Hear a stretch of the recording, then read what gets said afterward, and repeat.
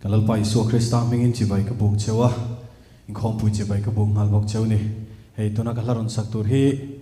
karon kalmani ci hang kerilisa. La tharkhop maya kavoi khat sakchu na turan ya tun hi. Pathian in keima min suai ve dan chanchin lal pa hlamin pek ve ni a. Latlom te ni a. Kano pan lai nun te ka chui kira, katun hun te ka ena. Chutiang sang ka thlir chuan lal pan he lai hi lamol mang te mai ni a min pe ve a.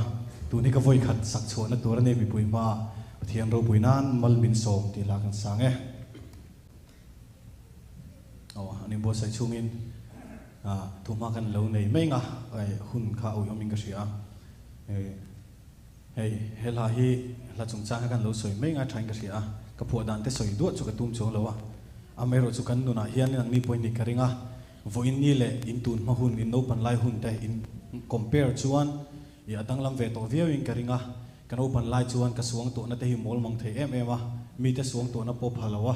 kano pan lai du thu sam hun te ka ngai to le ta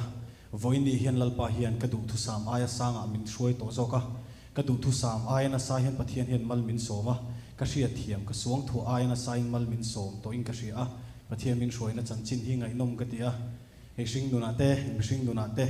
chong bula lo fu lo phe chon chuang tlai mai ni in ria chang te hi om thina thil piang lo tur piang ni in ria tlat te ka lo nei to thina chutianga chuan amai ro chu chutiang chuang tlai ni in ria tan po chuan lal ro pui ber hi afam du chuan kan hlu zia ka ngai to khan chutiang tak hlu chu mo ka lo ni a ti hi e olal pa lom thu ka hril che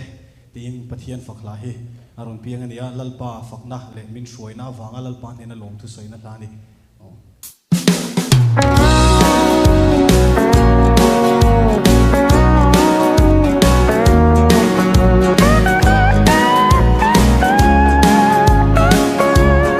Kasing nun jing kong kalal pa min shuai na hi makti in ka khachi min ma ngai na ka phak lo le be sei lo nang in min shuai thenga olal pa itan hia tu nge kani olal pa lom thu ka se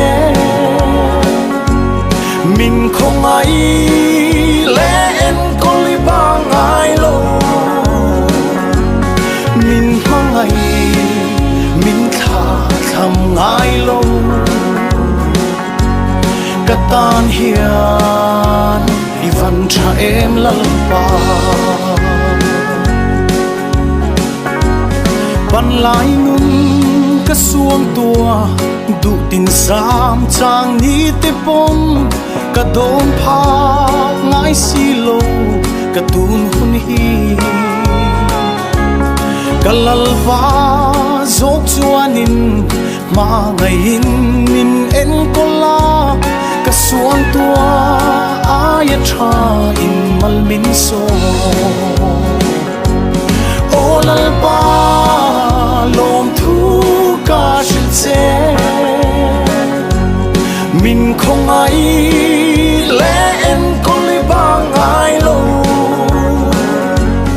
min mang ai min tha tham ai lo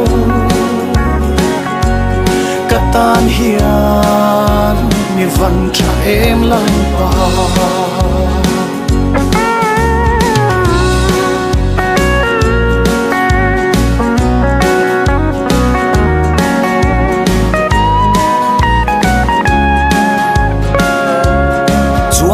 mai in ngai chi rai ra riang tan po hia lal ro pui berri lo